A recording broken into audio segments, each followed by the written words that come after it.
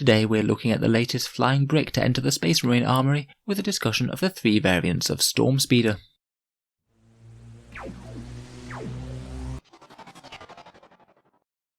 Hello and welcome back to Auspex Tactics for another Space Marine unit review, where this time we're going to be taking a look at the Storm Speeder, the updated Primaris Land Speeder with the pilot and main gunner, and the adorable little guy who's poking his head up to man the rear mounted guns at the back. In this video we'll talk over the datasheet and the differences between the Storm Speeders, any obvious buffs or combos in game, and how I would think about playing them if I was running them myself. So let's start out by talking through the general Storm Speeder stat line then. There are 3 different variants of Storm Speeder, the Hailstrike, Thunderstrike and Hammerstrike, all of which have their own set war gear options, and they have 3 different datasheets in Codex Space Marines under the fast attack section. It does mean that should you really want a massive army full of these guys, you could theoretically field up to a crazy 9 of them. The Storm Speeder stat line does seem fairly reminiscent of a Space Marine Land Speeder, very fast but very fragile point for point. It's got a mighty movement of 16 with the fly keyword, so it's getting where it's going fast. They mainly have weapon skill and ballistic skill 3+, so a bit better in combat than your standard vehicle. Strength 5, toughness 6, 10 wounds, 3 attacks, leadership 7 and a 3+ save. Very quick, but they're only toughness 6 and 10 wounds, and for the price tag of over 150 points, that's really very fragile. It does not take a lot of enemy firepower to bring these things down. Also, unfortunately, compared with the Land Speeder, their ballistic skill and movement degrades quite a lot, so when you're taken down to less than half wounds, you'll be hitting on force. Certainly not much of an asset compared with units that don't degrade. In terms of special rules, they each have Angels of Death, mainly relevant for a little bit of extra AP in the Devastator Doctrine, though it does mean that they'll have 4 strength 5 attacks on the charge, which I guess could potentially surprise a lone infantryman or something. If they're in the Dark Angels army, then they gain the Raven Wing keyword, which can allow some synergies within the Dark Angels Codex, but at the moment I think that we're still waiting on the actual Dark Angels supplement to drop, as they don't have the Jink keyword, which is one of the major advantages that Raven Wing units get. I suspect when the actual supplement for Dark Angels comes out, they will say that everyone who has Raven Wing will get Jink, but unfortunately that's not the case at the moment. Finally, they all explode in the fairly standard fashion. If you roll a 6, then it's D3 mortal wounds within 6 inches. Keywords wise, they have retained fly, unlike a lot of the other Primaris anti-grav technology. They are vehicles, which can be helpful for some things such as the Tech Marine, and they are not a core unit, so you're not getting anything like Captain or Lieutenant rerolls from them. So let's talk about their 3 different ways of fielding them then. First of all, we have the Hailstrike, the anti-infantry variant. This one's 150 points or 8 power. And I'll be honest, I think that this might be the most underwhelming of the 3. Wargear wise, it packs an Onslaught Gatling Cannon, just a regular one for 8 shots, a twin Iron Hail Heavy Stubber, and 2 Fragstorm Grenade Launchers. It does mean that at close range you put out around about 23 shots, which isn't awful, but they're all strength 5 or lower, and frankly a lot of these guns are just secondary weapon systems on other Primaris vehicles. On average you'll get around about 4 wounds on Space Marines, or 8 dead Orcs if you are facing against Hordes. But I'm just not sure that it's worth it for 150 points. This one compares particularly badly to the Invader ATV with the Onslaught Gatling Cannon. ATVs are tougher with 16 toughness 5 wounds, and between their Gatling Cannons and bolters they'll put out more shots as well. I don't think that this one compares particularly well against the Redemptor Dreadnought of all things either. The Redemptor has arguably better shooting, far tougher, and is also a beast in close combat as well. Obviously nowhere near as fast, but I'm not sure that having a faster movement is enough to justify this much of a deficit. Other than fun factor, I'm afraid the Hailstrike is just a bit outclassed by other options. If we move on to the Thunderstrike though, then things get a bit more interesting. This one is a little bit more expensive, it's 175 points or 9 power, and interestingly and slightly weirdly, this one gets ballistic skill 2+. I'm honestly not sure what Games Workshop's thinking is here. Maybe they just gave the Thunderstrikes to the Primaris who spent a bit more time at the firing range. In any case, the Thunderstrike is armed with the Thunderstrike Las Talon, basically a 2-shot las cannon with 36-inch range, Storm Fury missiles, which are a single shot of 48-inch range with strength 10, AP-3 and damage D6, and a twin Icarus pod, which is heavy 2D3, 24-inch range, strength 7, AP-1 and damage 2, and unlike its previous incarnation it has no penalty for shooting at things that don't fly. Quite a decent little packet of anti-armor guns in this one. Really its damage output does need to be quite good, as we mentioned it's really not that hard to take out, and I think it does decently well, around about 6 or 7 wounds on average to a toughness 7 vehicle, about 6 wounds to a toughness 6 flyer, or 5 wounds to 2 wound Space Marine models. Interesting to note that it does still outperform the Hailstrike when you're fighting against heavy infantry.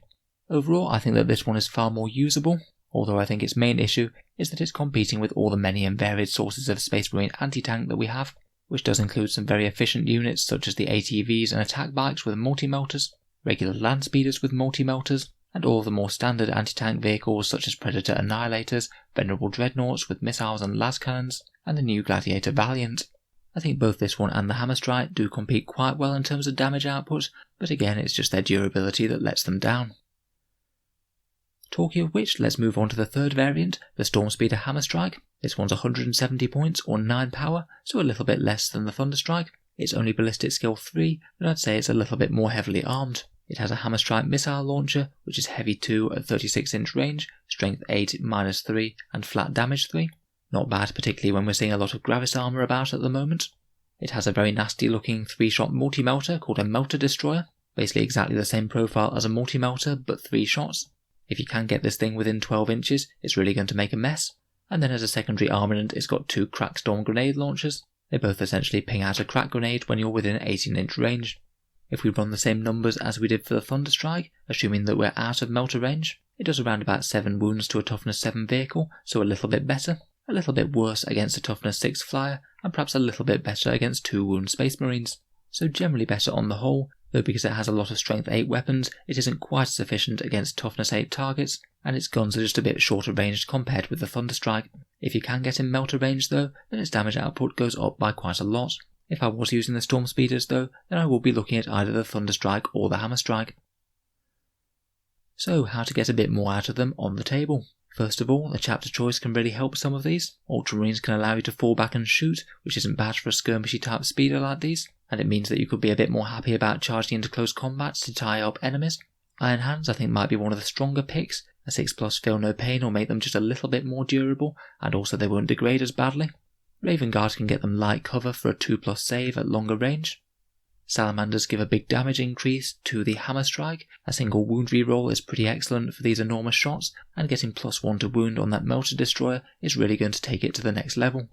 Imperial Fists getting ignore cover could be good on the Hailstrike. Lots of AP -1 shooting really doesn't want to be running into high value saves, so cutting straight through light cover is nice.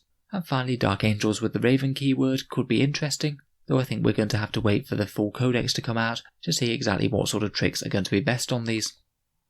In terms of character support, I think they're generally going to be running fairly solo. The main reason that you'd actually want to take them is for the speed, and having a character along for the ride is going to slow them up considerably. The main decent buffs that you can actually get on them from Codex Space Marines are Tech Marines that could have your Hammerstrike or Hailstrike hitting on 2s, and of course give a few repairs out if they do take some damage, or perhaps use a Librarian for Psychic Fortress, which might be able to keep up just a little bit better if you gave your Librarian a jump pack. Stratagem-wise, there are a few that are usable by the Stormspeeder. The best one I would say is Hit and Run Warfare, which allows you to fall back and shoot. Nice and simple, and a good get out of jail free card, which means that you don't have to be tied down and only shoot at the unit that you're in combat with. Probably the best use of a command point on this vehicle, I think. Otherwise, there's Skilled Riders, which can give you -1 to hit if you had advanced. To be honest though, you're rarely going to want to advance, as if you advance then you can't shoot any of those nasty guns. Finally, there's Armour of Contempt, which can give you a 5+ Feel No Pain type save against mortal wounds. Situationally useful if you're against a lot of Psychers or something. So overall, if you're bringing Stormspeeders to the table, the main thing that you need to get the most out of is their speed and manoeuvrability, as otherwise you're probably better off going for a slower unit that has similarly heavy firepower but also is a lot tougher. I think that Stormspeeders will do better on really dense terrain boards, where they can use their movement to jump in and out of terrain and maybe get safe behind obscuring terrain while still have a line of sight on their targets. On a more open board where basically anything can see anything, I just really don't see them lasting very long. If you do want to keep them safe and make sure that they get at least 1 guaranteed round of firepower, you could think about using Strategic Reserve, which only costs 1 command point for them, as the power level works out quite well. I think depending on exactly what you're fighting, if your opponent has something that's guaranteed to knock them out very early, then it might well be a reasonable idea to ensure yourself the Alpha Strike. In general though, I would say that Strategic Reserve is more powerful on slower moving units who get more value out of getting towards the enemy compared with these guys who can use their movement to get there themselves. If you're starting on the board, then hiding behind terrain of some sort is paramount. I think about deploying them quite late in the game and put them somewhere out of line of sight of the heavy guns. Hopefully you should either be able to outrange the opponent or start behind cover, and then again jump out and get at least 1 turn of maximal firepower before the enemy's guns are brought to bear. For the turn when you jump out, I think it would make sense to have as many units pressing forward as possible. I'd really want to try and overload the enemy with multiple targets so they don't know which to shoot at first, and some stuff is going to survive. Potentially things like other stormtroopers, deep strike troops coming in, or things like Invicta tactical warsuits getting up in the opponent's face could really help distract from your fragile storm speeders. When they're moving, I'd really try and consider your options as best as possible. If you possibly can, I'd use that 16-inch movement to try and get in a position where you can hit the enemy units, but you can't get shot by the majority of their army. It might be easier said than done on some boards. Again, with that movement, I would consider the possibility of being very bold with them. If it makes sense to, you could be just completely reckless, jump them straight up the board and contest an enemy objective, or maybe even charge in and tie up an enemy infantry unit to deny some firepower. You'd likely lose the storm speeder in return, but it might not necessarily be the worst thing in the world if you do deny the opponent some victory points and maybe cut down on the amount of firepower that they can bring to bear on your other units. In terms of their ability on the competitive field though, I don't think that we're going to see too many of them at the moment. Durability really is quite a big issue in 9th edition, and I think that people will lean towards choices that can take a bit of a punch as well as deal one. I've mentioned them a couple of times already, but things like Invader ATVs and attack bikes really don't make the storm speeders look that great. Multi-melter ATVs have a fairly similar offensive damage output while being far tougher to remove, and can do some silly tricks with apothecaries and things as well. Otherwise, as always with anti-tank comparisons, Eradicators pretty much wipe the floor with most Space Marine competition, and deal far more damage than these guys while still being tougher point for point. To be fair though, until they're nerfed, Eradicators are going to win most of the anti-tank comparisons. So overall, I can't say that the Storm Speeders are the strongest unit in the Space Marine army, though I think they'd be quite good fun to use. A decent amount of damage output while being really fast and dynamic usually makes for good fun on the tabletop. Let me know what you think of them down in the comments below, and feel free to subscribe to Auspex Tactics for similar unit reviews such as this. Finally, if you have been enjoying my videos, I would just like to mention that the channel has a Patreon page which you can find down in the video description below if you're interested. Making all of this YouTube content does take a fair amount of time, and if you are enjoying regularly, then any support is massively appreciated. Channel patrons get a few advantages, such as being able to see certain videos early, regular votes and polls to see what sort of things come next for the channel, and also entry into the channel's monthly prize draw with the chance to win some big model kits. If any of those sound good to you, or you'd just like to help support the channel, then the link is down in the video description. In any case, a massive thank you for listening, and I'll hope to see you guys next time.